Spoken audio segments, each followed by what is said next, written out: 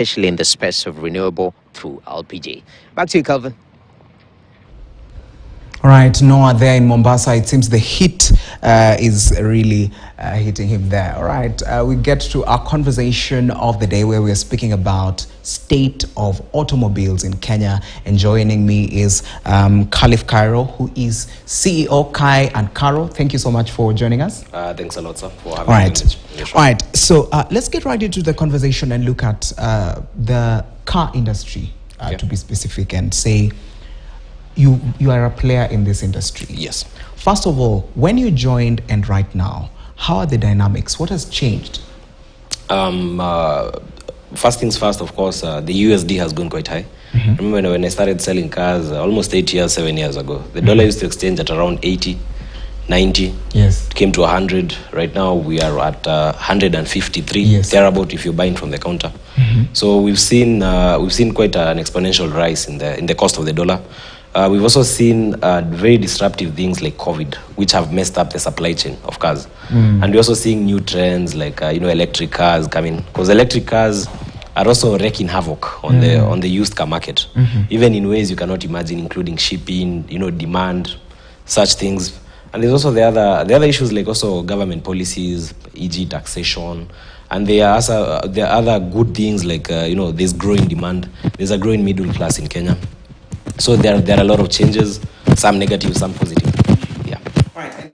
Let's look at the dollar first of all. Yes. And the effect that it has had on importation. First of all, previously when you were selling it, when the shilling was at 80, 85, 90, up until there, and right now where we are, 148 going upwards, and as you've said, if you're buying it from the counter, 153. Yes. So what is the effect of this on your business? Definitely, we normally pass that cost to the consumers. So if of course the dollar rises to those bad levels, of course we're going to pass that cost to the consumers. So that translates to higher vehicle prices. So that's one of the major challenges, of course, we've had. And now as a company, now as Kai and Karo, my company, of course, you have to look for other ways of beating those issues with the dollar. For instance, you have to start exploring other markets. Because some markets are very flexible. You could trade with their local currency. So those are some of the tricks you have to use to stay competitive. All right. And you mentioned about COVID. Yes. And when COVID came, almost all companies went into a shutdown. Yes. So how did you maintain, even during that process, for you again to come back? Okay, post-COVID now, you're still in the business. I think the effect on COVID on the vehicle industry was quite different. Depending on the segments. Because you see, the vehicle industry affects various segments. You have the luxury segment, you have the economy segment, you have the commercial people. So I think the people who are mostly hit were the commercial people. Because you see, the demand of commercial trucks, for instance, is directly related to things like how the economy is performing. But surprisingly, during COVID, there were a lot of sales in terms of luxury cars. Wow. Yes. Okay. And in markets like Japan and Singapore, due to the high number of repossessions, people who are letting go of their cars, luxury car prices actually went lower. They were quite cheap during COVID. And with the exception of shipping challenges, it was a very good time to sell cars. So there was actually a lot of business during COVID for luxury car dealers. But with the other markets, there was a bit of a slump. But in the luxury sector, not that much, especially in the used car bracket. I don't know the mathematics behind it. I've always tried to. I was about to ask you, but now I don't know if it's the COVID billionaires thing, but there are so many purchases of high-end cars during that time. All right. And now let's also move and look at the inflation. Yes. And how, because up to some point last year we were at 9 point something, and even when this year started, and now we've reduced. It's almost 6.8. The other month it was 7. So when we look at inflation in our country, how does it affect this particular industry? Do you end up not selling more cars, or the situation is just the same even when inflation goes up? I would again say it depends on the specific segments. But I'd say one thing with the current Kenyan society is that cars have become more of a car is basically a human need in Kenya right now. You can't look at a vehicle in Kenya the way we used to look at it maybe 20, 30 years ago. Cars are now basic needs. Yes. You need a car. Whether the inflation, whether the economy is doing badly or whether the economy is doing good, you need a car to move around. But one thing we are seeing is you'll see people letting go of the bigger cars and maybe transitioning into smaller vehicles. Okay. So you'll find people telling you, look, look, I don't want a car with a big engine. And you'll also notice manufacturers, especially the brand new cars, they are downsizing the engines. I'll give you a very good example. 5 years ago, 6 years ago, V8s were very common, V8 engines with many manufacturers. But if you look at the situation today, everybody's downsizing. We are doing 2,000 cc, 2.2 liter cc's, and those are the cars that are selling. And buyers are also excited with things such as hybrid technology, diesel engines which tend to consume less. So that tells you that as inflation is growing, of course people will try to save. And one of the places where people typically try to save is on the fuel cost. Okay. So we are actually seeing that shift. But people are still buying cars, but now the taste of cars is changing. Yeah. All right, and lastly, even as we look at this, let us look at the electric mobility, because this is a venture where many people are really trying to get into it. How has it been, and are you now getting more people coming and say, okay, I want an electric car, and how do you go about it? Well, one thing I've noticed with electric cars, I travel a lot, and in most markets, in places like the US, maybe in places like Japan, the populations there are highly embracing electric cars. But in Kenya, it's going to take a bit of time. Two reasons why this is going to take a bit of time. First things first, the buyer behaviors in Kenya. Most people in Kenya tend to buy used cars, and the used car market is controlled by used car dealers. So if you're shopping for a vehicle today and you have a budget of 2 million, a lot of Kenyans mostly operate between a budget of 500,000 to the 3 million mark. That's where most of the market is concentrated there. Now in the used car market, I can't speak much for the guys who sell brand new mostly. Let me just cut you right there. Yeah. Let me still ask you that question.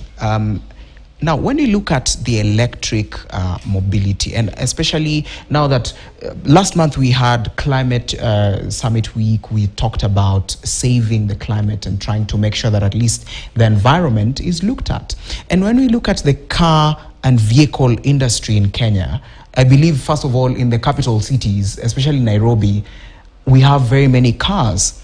And now that you're talking about the electric cars, and you're saying, okay, many people are not really embracing it. Maybe they're looking at the hybrid form of cars.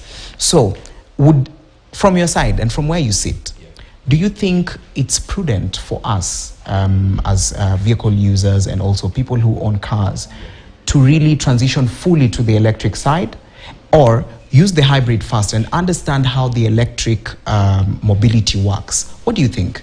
I think the hybrid is a very good stepping stone, because one thing that has always troubled a lot of Kenyans with hybrid cars is the support. If you drive, for instance, a standard petrol car, you have a problem. Be it a Range Rover, be it a Porsche, be it a Toyota, you're going to get support in Kenya right now. The market has evolved up to that level. You have dealers stocking these cars, you have people stocking parts, you have Juakali mechanics. Not the fancy garages, even Juakali mechanics being able to handle these cars. So that tells you that there's a support ecosystem for normal ICE cars. But when it comes to the hybrids, that's where the drama starts. Because first of all, the batteries are quite expensive. So you'll find you might actually buy a used hybrid car, but something happens to the battery and you're told the battery will cost you 500,000. Or maybe you cannot find someone who's good enough to support that vehicle. So you'll find those are some of the reasons why even dealers, myself included, with these high-end cars that we ship, we typically tend to avoid or dissuade clients from taking the hybrid route. Because I personally still feel that the local industry, the country as a general still has a long way to go in terms of creating a support ecosystem for these cars. Okay. Yeah. So even the electric is even worse. Yeah, even the electric, because I'll give you a practical scenario. Up until a few weeks ago, I saw the government changed some taxation policies pertaining electric cars. Yes. But for the longest time, electric cars have been taxed based on the same premise that we taxed used cars. For instance, in Kenya, if you bring an 8-year-old car, which is the limit, the taxes are very low. But if you bring a brand new vehicle, the taxes are again very high. So, but you find that narrative does not favor the importation of brand new electric cars because the price would be so prohibitive that they will be out of the means of many people. I see the government is trying to do that, but I still believe that more consultations need to be done with the people who control the vehicle industry. And those people are the used car dealers. You can't make any strides with electric cars if you don't involve the used car dealers. Because we are the ones who influence what Kenyans buy. Okay. If you're shopping for a vehicle today, you end up on Kiambu Road, on Ngong Road. That salesman on ground, whatever is going to offer you is what you're probably going to buy. Yes. So if you go there and find 10 used Teslas, you might actually appreciate the need to buy a Tesla. But if you keep going there for the next 5 years and you're finding petrol cars, it will never click to you. So I think the government can find ways of engaging used car dealers better and making it very cheap to import electric cars. Because I personally believe electric cars are the future. Much as I'm an enthusiast of petrol-powered cars, we need to be very realistic with some things. Electric cars are the future. All right. Yeah. So lastly, I would like to ask you, since you are a player in this automobile industry in Kenya, you sell cars of all types, high-end and also the cheaper ones and also the economic ones. Yes. Are you in future going to transition to electric cars? And because now, the way you've said, the future is the electric mobility. Yes. So therefore, are we seeing you in the coming years saying, okay, we are transitioning to selling electric cars? Actually, for the last 1 year, actually, we already have a registered electric car company. Wow. It's only that we've never gone public with it because we feel that the market is not yet ripe. Now, from a used car dealer's perspective, we appreciate what the brand new guys are doing, the buses. So we are still studying the market because we don't want to go into this market when it's still very ripe, when it's still very raw. The best time to go into this market will be when people have started appreciating the concept. And we've already partnered with companies in Malaysia and Japan. We're just waiting for the right moment when the taxation policies are correct, when a bit of a ground preparation has been done, and then Kenyans have started embracing.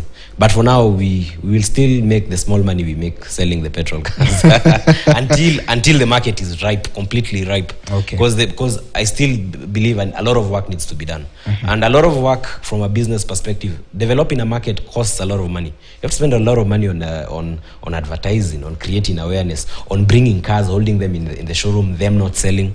It's going to cost a lot of money and effort. Yes. I don't believe I'm in the position to be that person who does that. I'm waiting for someone else to do it, prepare the market, then we'll bring our product once we see there's sufficient demand to warrant that we divert our resources to that division. All right. Yeah. Thank you so much, Kairo, for speaking to us and giving us your perspective and insights, especially when it comes to automobiles. All right, we're going to go for a short break, but don't go too far. When we come back, we're going to speak about coffee value chain, and we are going to focus specifically on barista training. So don't go too far.